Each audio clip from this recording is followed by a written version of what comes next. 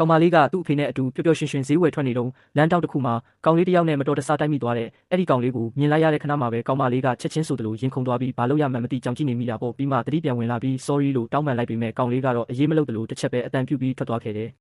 ကောင်မလေးကသူ့မျက်နှာလေးကအရန်ချောတာပဲဒါပေမဲ့နှလုံးသားကတော့တော်တော်အေးဆက်တာပဲလို့ပြောလိုက်တဲ့အချိန်မှာပဲကောင်လေးကပြန်လဲကြည့်တာနဲ့တိုးတော့တာပဲကောင်မလေးလည်းအမြန်ပြန်တောင်းပန်ပြီးရှက်ရှက်နဲ့ပြေးထွက်သွားခဲ့တယ်ကောင်လေးကတော့အဲ့ဒီမြင်ကွင်းကိုကြည့်ပြီးဒီကောင်မလေးကတော့ဟာတာပဲလို့တွေးနေခဲ့တာပေါ့တငယ်ချင်းနဲ့ဗီဒီယိုချက်တင်အဲ့ဒီညမှာကောင်မလေးကသူ့တငယ်ချင်းနဲ့ဗီဒီယိုကောပြောဖြစ်ကြတယ်ကောင်မလေးကသူဒီနေ့ပဲမြို့သစ်ကိုပြောင်းလာတာဖြစ်ပြီးမနှက်ဖြန်ကြရင်ကြောင်းသွားကြည့်ရမယ်လို့ပြောပြတယ်သူ့တငယ်ချင်းကနှင့်ကြောင်းကစာတော်တဲ့သူတွေကြီးပဲချောတဲ့ကောင်လေးတွေလည်းအများကြီးရှိတယ်နော်လို့စနောက်တော့ကောင်မလေးကတကယ်လားငါတောင်ဒီနေ့တယောက်နဲ့ဆုံခဲ့သေးတယ်လို့ပြောမိသွားတယ်အဲ့ဒီနောက်မနှက်ပိုင်းကကောင်လေးနဲ့ဆုံခဲ့တာကိုပြန်တွေးမိပြီးတငယ်ချင်းဖြစ်သူကထပ်ဆနေတာကြောင့်မဟုတ်ပါဘူးဒါနဲ့သူနဲ့ကနောက်ထပ်လဲဆုံဖြစ်မှာမဟုတ်တာလို့အမြန်ညင်းလိုက်တယ်အတန်းတစ်နဲ့မထင်မှတ်ထားတဲ့ဆုံတွေ့မှု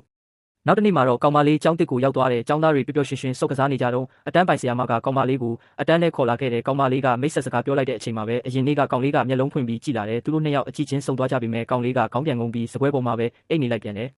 ဆရာမကကောင်မလေးကိုနောက်ဆုံးတက်ရဲ့အရှိတန်းမှာထိုင်ဖို့ပြောတယ်အတန်းဖော်တွေကလည်းဖော်ဖော်ရွရွရှိကြတာကြောင့်ကောင်မလေးကသဘောတူပြီးသူ့နေရာကိုသွားထိုင်လိုက်တာပေါ့သူ့ဘေးကကောင်မလေးကလည်းနောက်ဆုံးတော့ငါ့မှာအတန်းဖော်ဒစ်မယ်ရပြီဆိုပြီးဝမ်းသာအားရကြိုဆိုကြတယ်ဆရာမကဒီအချိန်ကိုကို့ဘာသာကိုစာကြည့်ချက်လို့ပြောပြီးထွက်သွားတယ်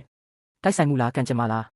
သူ့ဘေးကတငယ်ချင်းအစ်စ်တွေကသူတို့၃ယောက်ဟာအလဲတန်းကလေးကတခန်းထဲသားတွေဖြစ်လို့ပေါင်းရတင်ရလွယ်ပါတယ်လို့မိတ်ဆက်ကြတယ်စပွဲပေါ်မှောက်အိတ်နေတဲ့ကောင်လေးကိုကြည့်ပြီးသူကတော့အမြဲတမ်းဒီလိုပဲလို့အတန်းဖော်ကောင်လေးကပြောပြတယ်